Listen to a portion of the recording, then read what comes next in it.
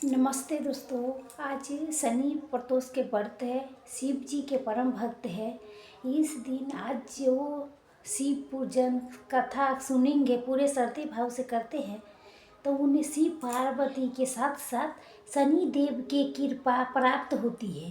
सभी पाप का नाश होती है और सारी साथी धैया जैसी महादोष नष्ट हो जाती है। प्रदोष काल में किए गया शिव पूजन जब तप कीर्तन कथा के सर्वमन सारे दोष से दूर करने वाली मानी जाती है।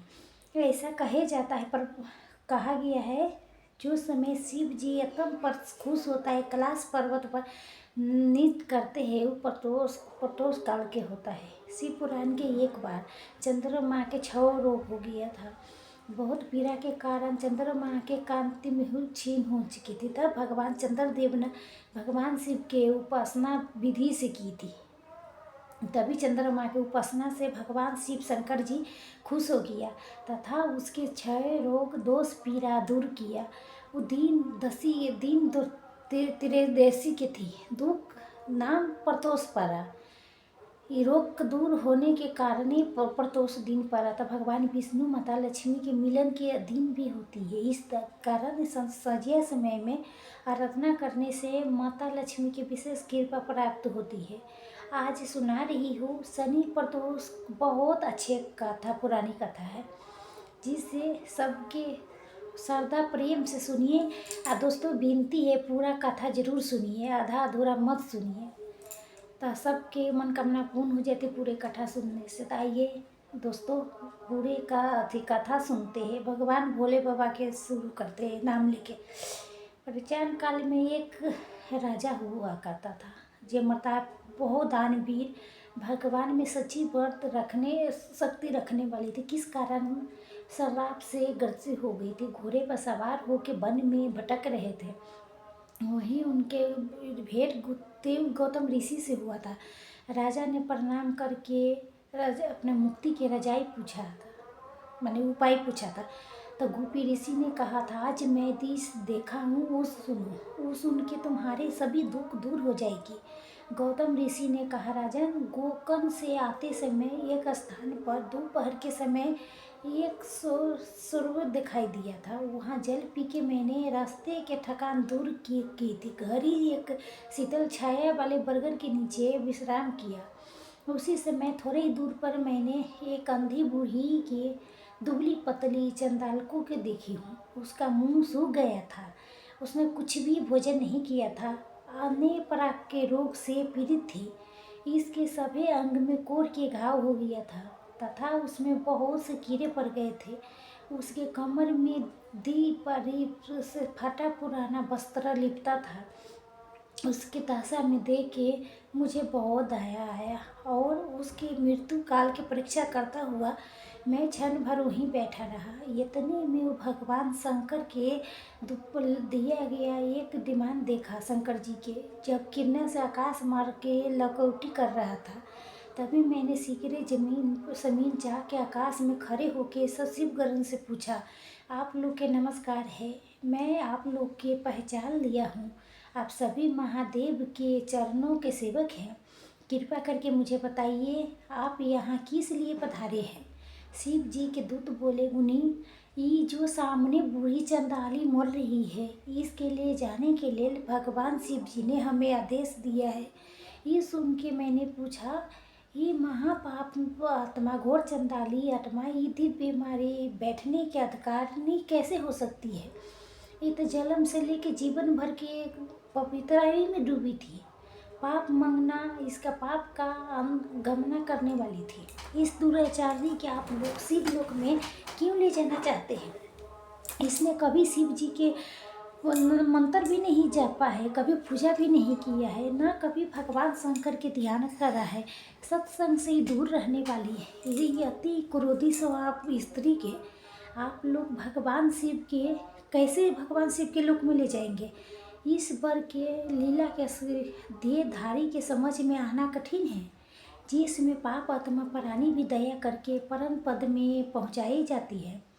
मेरी ऐसी कहानी पर देवा आदि देव भगवान शिव के देव इस प्रकार बोले हे महामुनि ये कर्मों के भरी पाप होने वाली गति देव, जो कि एक नीच नारी भी आज रोग से रहित अगर परम धाम पर आई रही है। इसने पूर्व जन्म में अन्न दान आदि नहीं किया था, अतः भूख प्यास आदि क्लेशों से पीड़ित हो रही है। इसने जो मंदिरा के नशा में अंधी होके बड़ा भयानक पाप कर डाला था, उसी के फल से जन्म दांती हो गई है। पूर्व जन्म में इसने जानबूझ के गाय के बछड़े के खाया था, इसलिए इस जन्म में अति निंदनीय चंद्रालिनी हुई है। इसलिए सदाचार के त्याग किया था, पूर्व जन्म में ब्रह्मचर्य के अपनाया था।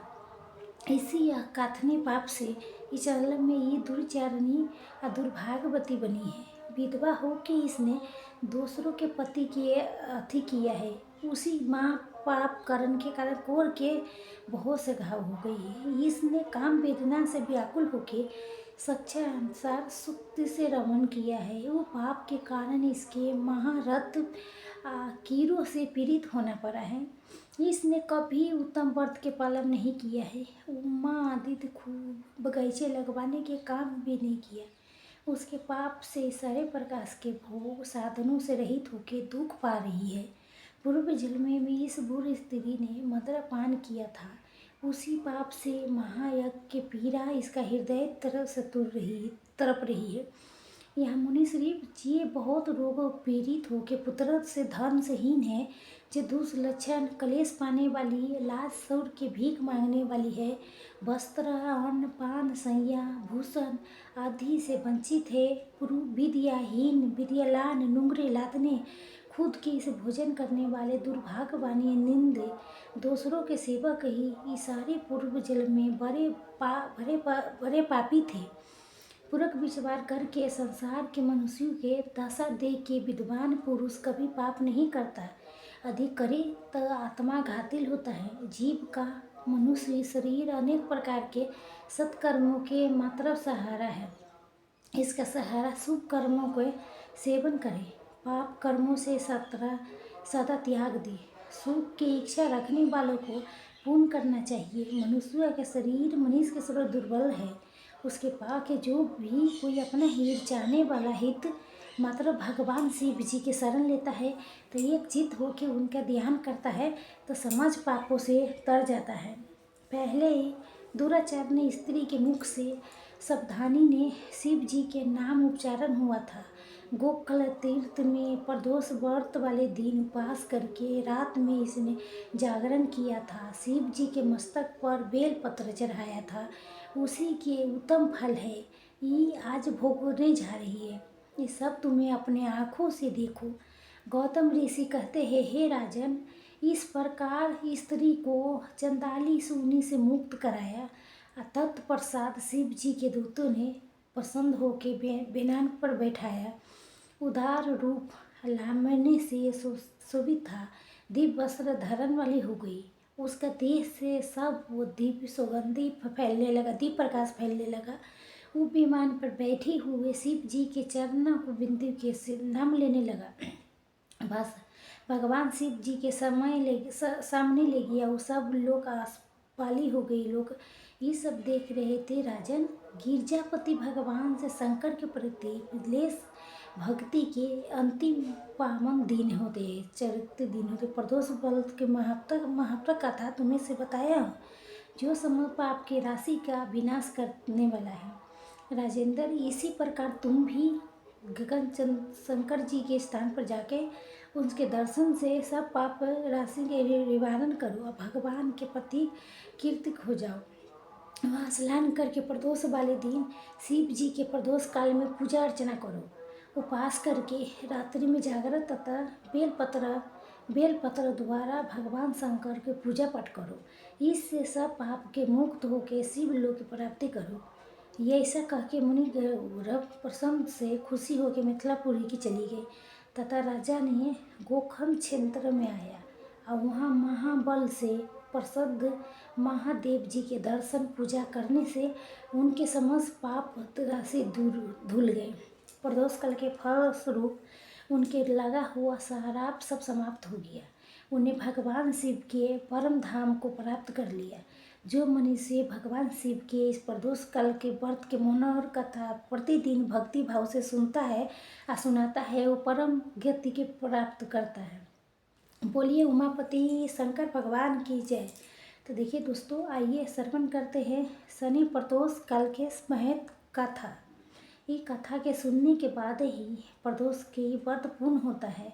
इसे पूर्ण अंत तक ले सुनिएगा, आधा अधूरा मत सुनिएगा। कथा के कोई लाभ नहीं पूरा होता है, उसके दोष भी लग जाता है, तो पूरा सुनिएगा। प्राचीन काल में रत्नागिरी के एक नगर था। उस नगर में एक बड़ा धनवान सेठ रहा करता था। उसके घर में हर प्रकार के सुख शांति थी, लेकिन संतान न होने के कारण सेठ सेठानी ने हमेशा दुखी रहने लगे थे। काफ़ी सोच विचार करने के बाद एक दिन सेठ ने अपने काम नौकर के सौंप दिया। सेठ सेठानी के साथ तीर्थ यात्रा पर चली गई। अपने नगर से बाहर निकलने पर उनके एक साधु मिले जो ध्यान में बैठी थी। सेठ जी ने सोचा क्यों नहीं साधु से आशीर्वाद लेके आगे की यात्रा शुरू किए जाए। सेठ सेठानी ने साधु के निकट गई। साधु जब आंखें खोली तो उनके ज्ञात हुआ सेठ सेठानी काफी समय से आशीर्वाद के परीक्षा में बैठी है।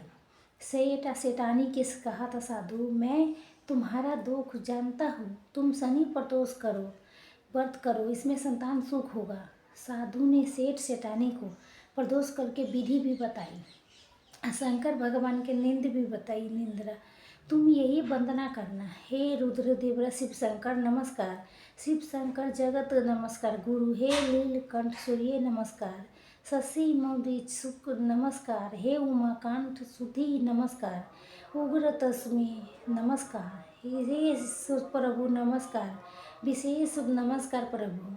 आगे साधु ने कहा, हे भक्त, इस प्रकार के मंत्र के जाप करके भगवान की आराधना करना। जब तुम्हारी पत्नी गर्भ से हो जाएगी तभी मेरे पास इसी जगह पुनः चली आना। मैं तुम्हारे घर में पल रहे बच्चा के भगवान शिव शंकर के अद्वितीय रहस्य माता कथा सुनाऊंगी। उसके श्रवण करने से तुम्हारे पत्नी के गर्भ में कोई खतरा नहीं आएगी। दोनों साधु से आशीर्वाद लेके फिर तीर्थ यात्रा पर चली गई। तीर्थ यात्रा से लौटने के बाद सेठ सेठानी के मिल के शनि प्रदोष काल के व्रत किया, जिसके प्रभाव से सेठानी गर्भवती हो गई। अतः सेठ को उस महानता के कहे हुए वचन याद आया। अब बिना बिलिकने अपना पत्नी के लेके महात्मा के मुनि के पास पहुंचा और उस मुनि से कहा, हाथ जोड़ के कहा, हे महात्मा, मेरे संतान गर्भ में मृत्यु के प्राप्ति हो जाते हैं। आधा इस संतान को जीवन के रक्षा करने के आप रहस्यमय कथा सुनाइए, जिसके सुनने से हमारी पत्नी की गर्भ सुरक्षित रहेगा और हमारे पुत्र की प्राप्ति होगी। इतना कहते ही सेठ सेठानी को महात्मा के चरणों में गिर पड़े। वो महात्मा ने उसके आशीर्वाद देते हुए कहा, कथा के शुरू किया।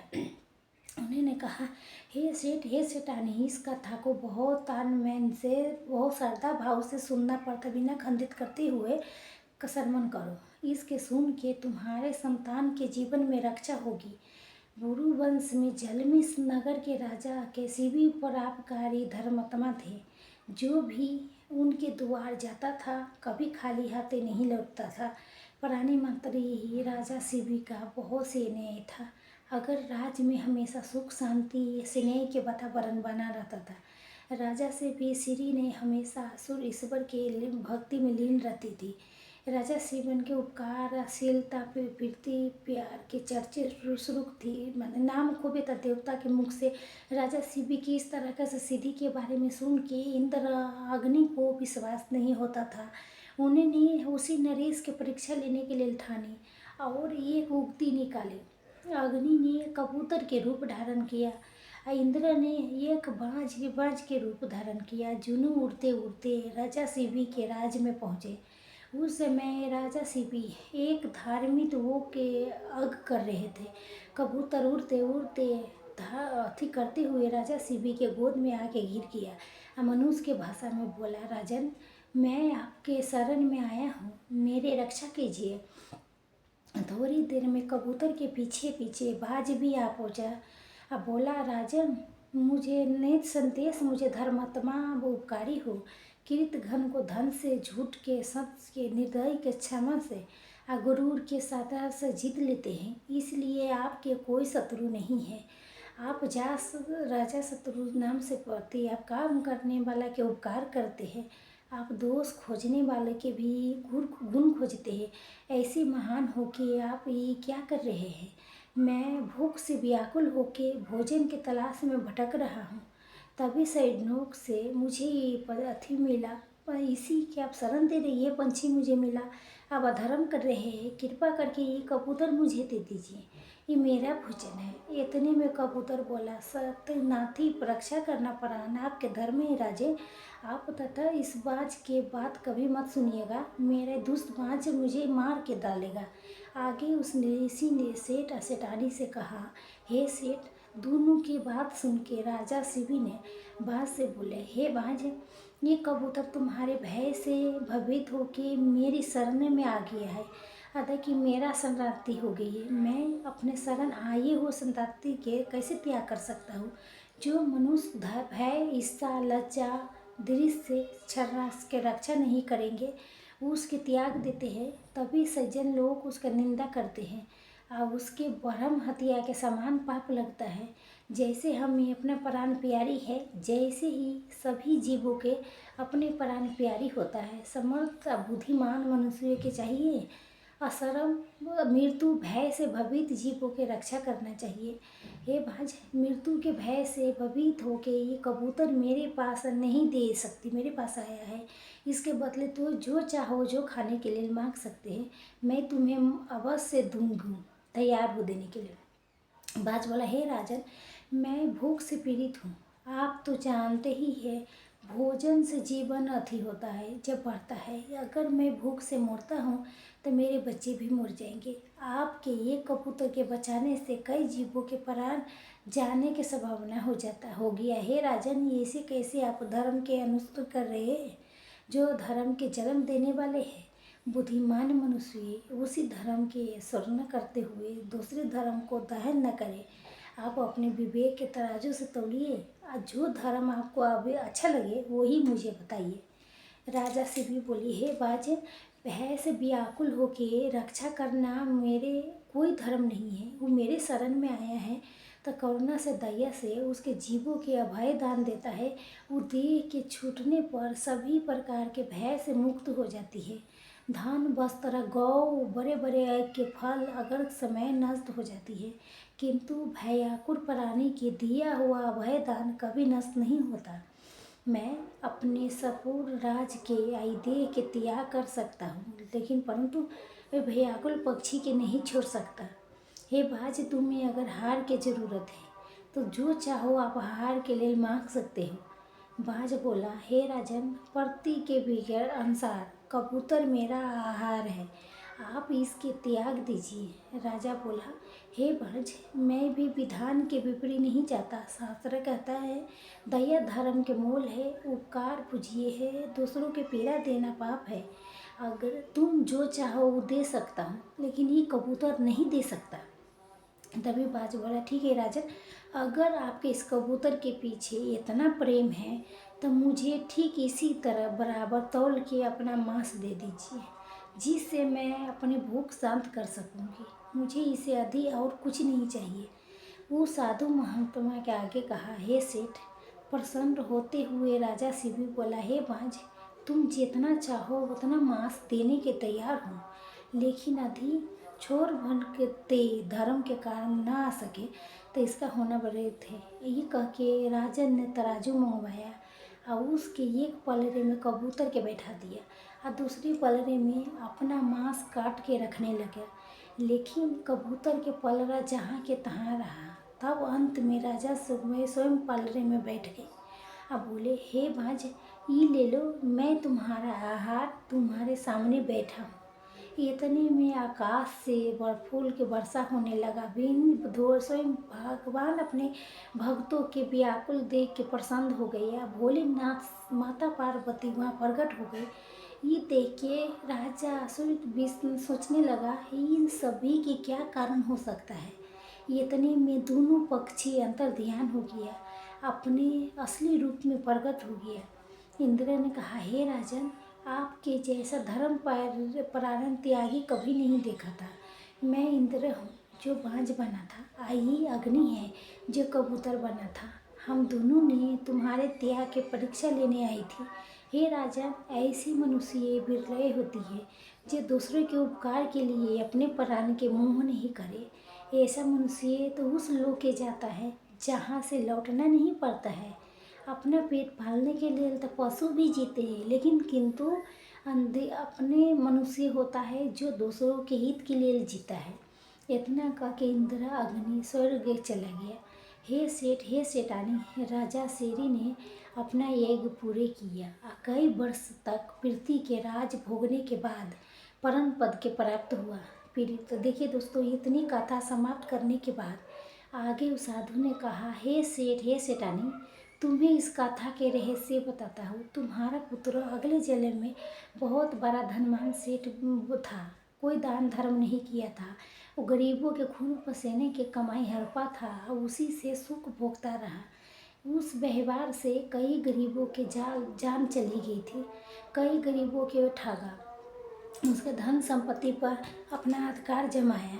इस कारण हर बार ये तुम्हारे पत्नी के गर्भ में आता है। गर्भवाध होने के कारण ये मृत्यु के प्राप्त हो जाता है। इसकी मृत्यु इसके माता के कोखे में हो जाती है। अतः इस परम दान दयालुशीलता के कथा के सुनने के बाद तुम्हारा पुत्र जो तुम्हारे पत्नी के गर्भ में है वो मृत्यु के नहीं प्राप्त हो गया। उसने भी दया तथा उपकार के बात सुन लिया है। भगवान भोलेनाथ की कृपा से तुम्हारा पुत्र लंबा उम्र होगा, संसार में यश बढ़ाने वाला होगा, दयालुवान होगा और तुम्हारे कुल के नाम रोशन करेगा। जो मनुष्य इस कथा के सुनता है उसका हृदय प्रगति होता है। कथा कथा भगवान शिव शंकर माता पार्वती की कृपा सदा बने ही रहता है। इतना कहने के बाद मुनि अपने ध्यान में मग्न हो गए। आधा सेठ सेठानी मुनि के नमस्कार करते हुए अपने घर के तरफ आ गए। कुछ महीने बीतने के बाद उस सेठ को एक पुत्र रत्न की प्राप्ति हुआ। उस सेठ अपने पुत्र सहित परिवार के साथ आनंद से रहने लगा। उसका उद्धार हुआ। बोलिए शिव शंकर भगवान की जय हो।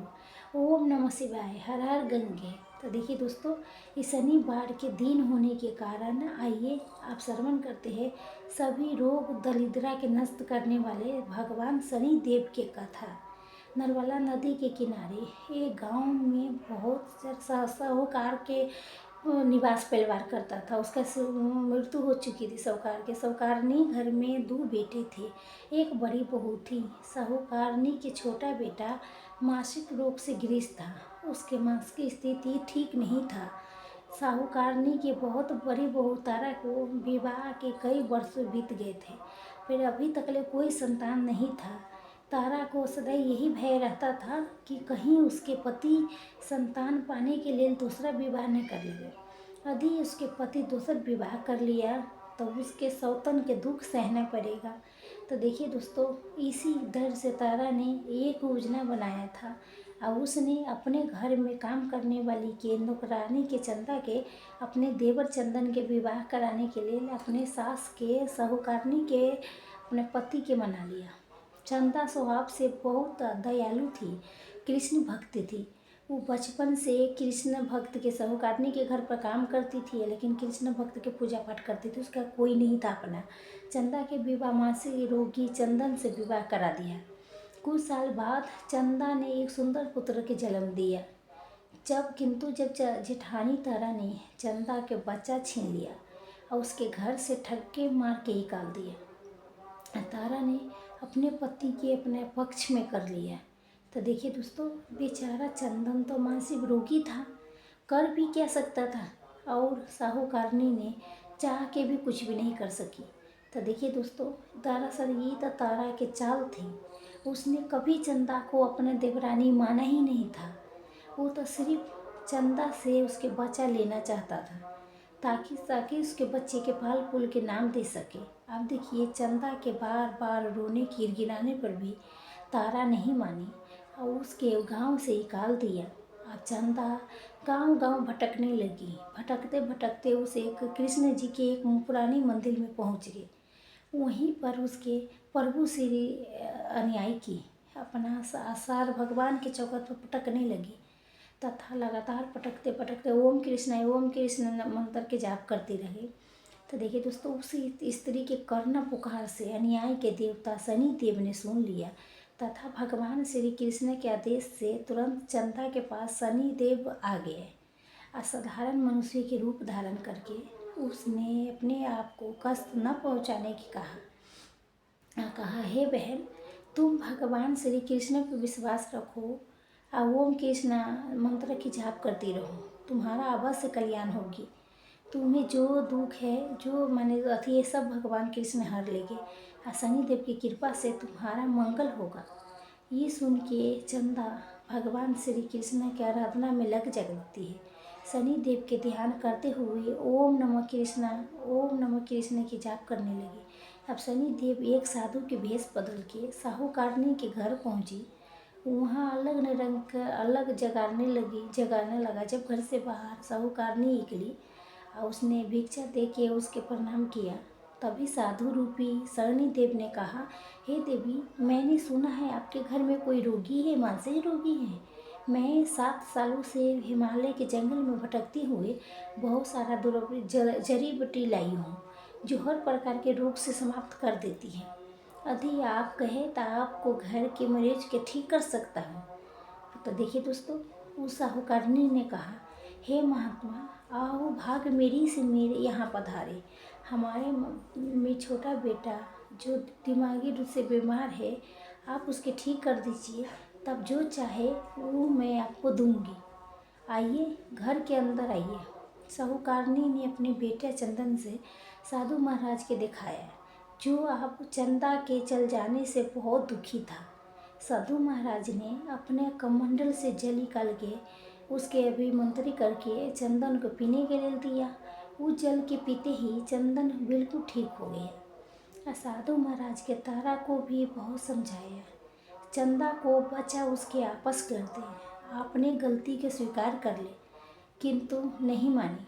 वो तो उल्टे ही साधु महाराज के डांटने लगी, यहाँ तक कि चंदन के ठीक होने से भी उसके ईर्ष्या करने लगी। इस बात के रुष्ट होके भगवान शनिदेव के दशा तारा के लग गई और मानसी रोगी हो गई।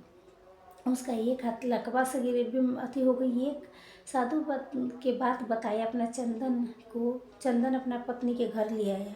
अपने पत्नी, बच्चे, माँ के साथ हंसी खुशी जीवन गुजारने लगा। तो देखिए दोस्तों, तारा के शनिदेव ने उसके कर्मों के फल दिया था और चंदा के सिर्फ ओम कृष्ण की जाप के करने के उसके फल मिला था, कृपा बरसाई थी। उसका बच्चा, पति, परिवार आपस मिल गया।